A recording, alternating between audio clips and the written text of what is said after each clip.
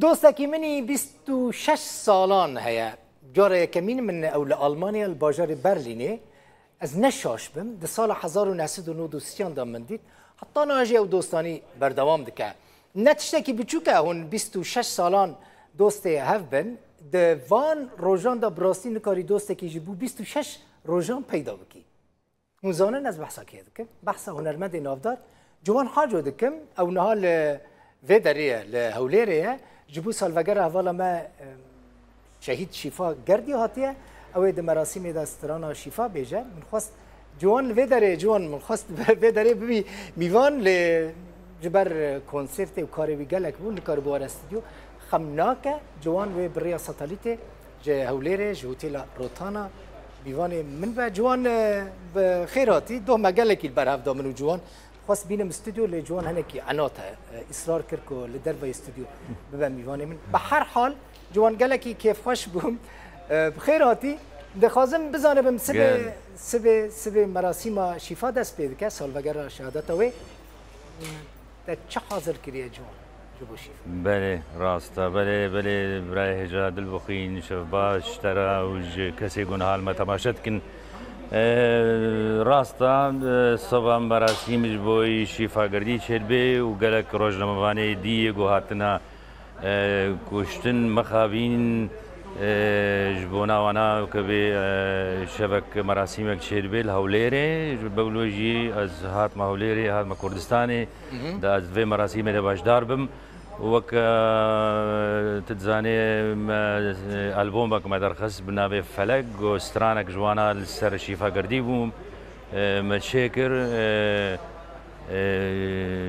قالك كيف خوشم جو مكاريبوم كارك يقولون بكن هالو دل بخين مخابين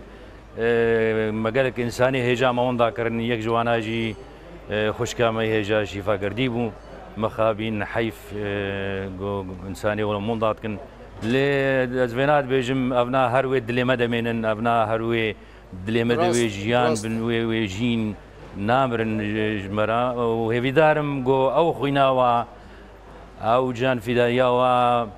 تالي يعني بوي أرمانجة كي وانا براسي وشهيد كنا بإنسان هي دارم جو روجة كي ملطي كرد صدي صد أرمانجة هركز زاني وأيجي زانم جو كرد بمنا خودي دولت كردستانك آزاد رزقار هيدارم جو أو خونا وريد جيبه جيكرن جوان مني چی بگوتا ألبوم تا بلاف نکر تا وطن بریا أونلاين از نشاش بم بلاف کرش خواست سپونسریا ألبوم جي تورا مديا روداوي كربو بلان هبو وري غالايوي چی بكي چی نبو ألبوم بدلت أبو جوان در كتناوي ألبوم هجي در خستناوي يعني بيدارم جو بدلي كذا يقول ما جو هداريت كن بدلي وانا ببيشي راست يعني وقتها هر ألبوم كيك نويك شيء بكي بدلي بيشي بدلي وي كذا يقول شيء كي براسي بدلي نابي بدلي مبو بس بيدارم جو بدلي ملاطي مجيبه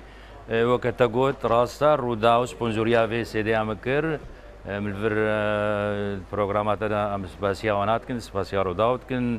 بيدارم روداو براسي ويا جهكي نبس بوي راق هاندني براسي كاركي باشتكن كاري هنر يعني أري كاري هنرمند هاتكن كاركي بيروزكن سباسيا وناتكن جوان دو ج روجاوي كورساني تلفوني مكرن از گرگ بیش يعني سوز داوان كوازي وي برستيج تبكم چما جوان ناچه کنسرت که روز آوای کورسانه میشکش برگه پرسا من نبدله تبع لگرگ از بکن مثلا مليون کس ما تماشا دکن مجبور می پرسیش تبکن بله نه حقی هر کسی بله راست الو حسامتي باش تي جوان باش تي بله هر پرسه کی از وکریم و ترسامش تپرسیرنینا روجافای كردستاني دلي منا وقامش له دلي منا الور زمازون بوم زاروك دياخم الور قدان دلي مبوانا ريا هر تشخاص جانا جاي مرخنا ناتكن ازوك كردك اتخوازم قلت فقا كردال ورتشيب نزيدتر لي از خوازم جو كوباني حتى ديركي او عرض سي كرداد بمني ووك عفري لي نوري جو او عرضه عفرينه مخابن كتدسيت شتا كتدستي تفهم كر مي بيجن نخير خوازه كتدسيت الريستا تفهم كر جلو ما جي نها كده مثلا خبرك قال كي بيروز ما بيهز جو 400 عسكري امريكي وين روجافاي كورساني من بيروزا كيفهم قال كي تو هر كردكي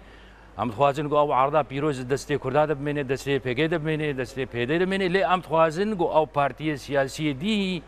او جي ورن باشدار بن يعني پیش مرګ روجافا جي وري كاري خو بقيد وردا بهفدورا مظن بن بهفدورا ام هزامه خورت بهم قوترت بن ام قالك افن يعني الرقم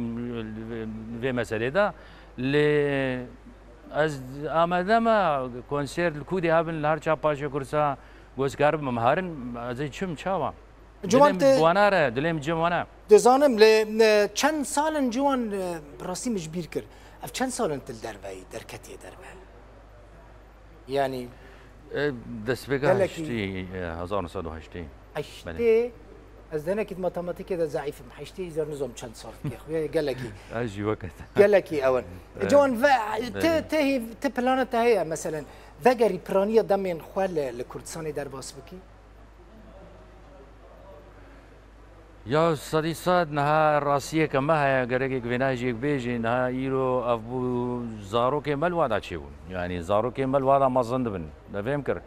وده زارو که کس کیش ما نافقر کردستانی ابا راسیه کما مخابین مع الاسف نفهم کر لی اد بیجم کردستان حمو تفهم كر جمرة ولاطي منا باكربي باشور وروجلات بروجافا ب أسخوازم بقو يعني شوني كيزة تربن الباشور روجافا قونها عرضك رزقار كي دستي كردادا باكر روش باش بو مخابين تيك شو قالكي شو مور قال كونسيرت من الوردان هيفي دارم ديسا او بيفاجو اشيريتي دس بكي هيفي دارم ديسا او ديالوج بين كردادا وتركادا دس بيبكي ام خوازن وغا هر كردگي گو مثلا ما بديالوجي وباشتي وبرين ديمقراطي وري چاره سر كرن هي دارم گوج نيزي تشتي باش بالنسبه للملاطين داويه بكم جوان مثلا تستايلا كانو تشازغي برسيبكم براسيزنا من نادي جوان تره بردابون ستايلا كجوان نو تشيكر روح سميل براسي قالكي خوش لتهاتبون تشم برداوم نكر بكرتي هما والله او وقتها ما فيديو كليب بكم تشيكني وقتها ريجيسيري وينا وتم جو هناك يوكي راحتها في تشكينو شيء بكم مو باش تشابا هاي بروي خاطري يعني جوان لي تبيرنجي جواني يعني تزاني هر نرنا من سرتا چاوي زور سپاس كنت بوي ميواني من عم هاف ببينن بهيفيا برهمين باشتر و هر سركفتني اشترت خازم جوان زور سپاس